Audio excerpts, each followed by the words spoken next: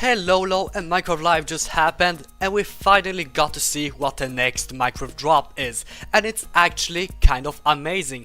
I don't know what you think, but I really like what you're cooking this time, and in this video, of course, we'll cover everything that got announced at the Minecraft Live. And I'm probably the fastest one to make a video about this, so if you enjoy extremely fast Minecraft news, I can liking and subscribing, because I cover leaks, I cover news, I cover snapshots, I cover everything, so if you subscribe, you will always receive the Minecraft news that you deserve.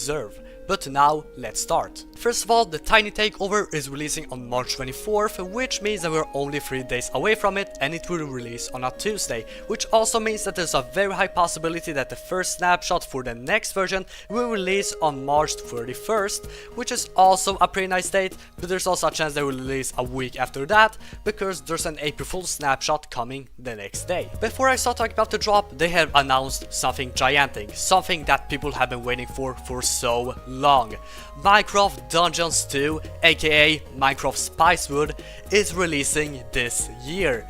Yes, all of the leaks have been true. Minecraft Dungeons 2 is coming out very soon. I'm betting that it will kind of release in November or December of 2026, so don't expect it to come out very soon, but yes, it's close. But now, let's start talking about the next drop, which will start releasing in snapshots very soon. Mojang has decided to be very original now, and they added a cave biome, something that felt very good because we haven't gotten a proper biome since 1.17, and it felt like caves can be more than this, and we finally got a totally new biome. And as the leak said, we are getting the sulfur caves, and yes, as you can see, it kind of reminds me of Badlands, but on the ground, and it looks amazing. It has so many dimensions, it looks like something totally new. It has this warm feeling, and it feels like something that Minecraft should have added a long time ago. As I said, it has this Badlands vibe. It looks almost like Badlands, but with 2 new blocks, which I'll cover very soon. We don't know how big this biome will be, but I hope that it will be as big as the other cave biomes, compared to, as an example, what we got with the Pale Garden or the Cherry Grove.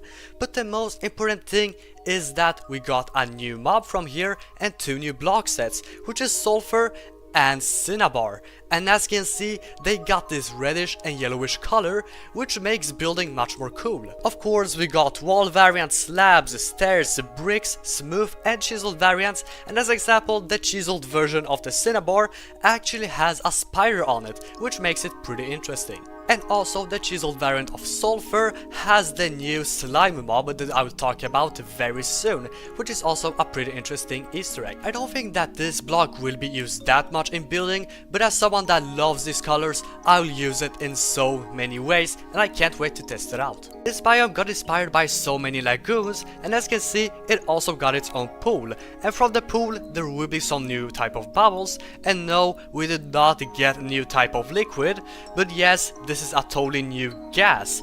And under that gas, you'll see that there's a new type of sulfur, which is called potent sulfur. Potent sulfur is nothing like just smooth version of the normal sulfur, so it won't change anything. Besides that, you can place it underwater and it will provide some new bubbles, and these bubbles will make you feel nauseous, and it's just not a good effect at all, so you can use this to prank some other players. And we have gotten a totally new mob, which is called the Sulfur Cube, and as the leak said, this was not going to be a mob, but it actually is.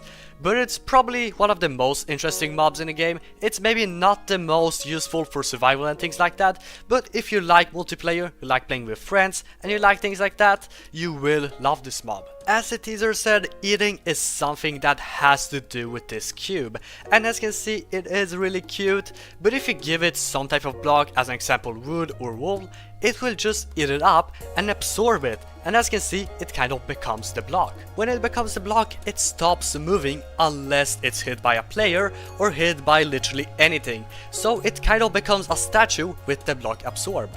I said that many people is not going to enjoy this feature, and it's because it's kind of just like a ball. It doesn't do anything special, it just becomes a ball that you can hit, and it bounces depending on which block you have inside of it.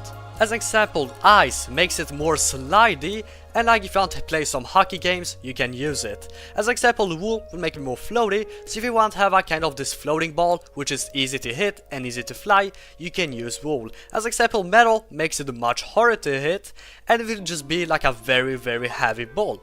And as example, stone makes it more like a football, which is not that bouncy but still quite bouncy, and wood just makes it bouncy overall. The cube will bounce differently depending on where you hit it. As example, if you hit it from the top, it will bounce in a different way. When you hit it from the bottom, it will kind of fly higher, as an example. And another important factor into this is the potential damage. As an example, if you hit it with an axe, it will bounce much more far away. If you hit it with your hand, it will bounce a lot less, because it will absorb the upcoming damage and it will just receive this bounciness. So this means that this guy with a block inside of it cannot be killed in any way. But wait, how do you actually kill this mob so you can get rid of it? First of all, you can remove any block with a shear, so you can just take it out if you want to, and also if you want to either breed it or if you want to kill it, you can just smash it once and then it will become into 2 smaller cubes, and these cubes can grow into a big one again, but if you kill the small ones, they will just disappear, and that's how you remove the mob. And also, from what I noticed, there are a lot of properties that I haven't mentioned, as example netherworld block, honeycomb and much more, and honestly I don't know how they work, and I don't know in which way they will like bounce and how much they will bounce. And this drop will receive its first features very soon, and it's called Chaos Cubed, which is a pretty fun name, but first let me talk about what this drop will be about. If you saw Minecraft Live, you might have thought, wait, will this drop be about new blocks, new caves, or maybe exploring the idea of the new blocks? No, this drop is actually mostly about multiplayer, and it focuses on the new cube. So it probably means that you won't explore more blocks and things like that, even though there's a small possibility. But from now on, all I see is that this drop will be multiplayer centered, and this is where my issue kind of starts, because many people, including me, don't find this useful at all. And the thing is that I enjoy this drop. I like it. I like the new blocks, I like the new biome. It feels like they did something for 2 different communities.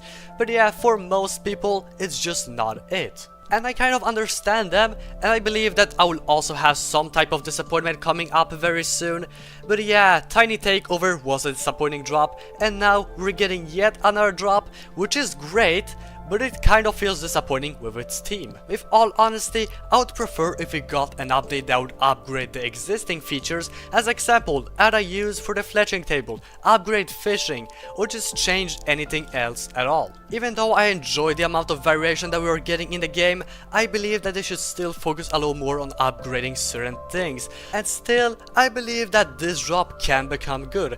I still believe that there's some type of thing that they might add in the snapshots, because as a reminder, they still kind of have 2 or 3 months of development until this drop will be officially released. So there's a lot of time to add things, a lot of time to listen to feedback, and a lot of time to add something interesting too. If you had a ranking of how all of the drops performed at their first snapshot, I would say that this one is one of the better ones. Builders have been abandoned for such a long time, so finally getting new blocks to experiment with, and as an example new ambient blocks as the bubbles that you can receive, it's just amazing. But sometimes it feels like we are getting a little too repetitive, and this thing does not feel too Minecrafty. It feels a little too weird for the game, and even though it is really cute, it has nice functions, but if you are no more survival guy, or just creative guy, or a builder, or explorer, or literally anything, you will never care about this mob, because first of all, this mob does not have any drops, as we know as of right now,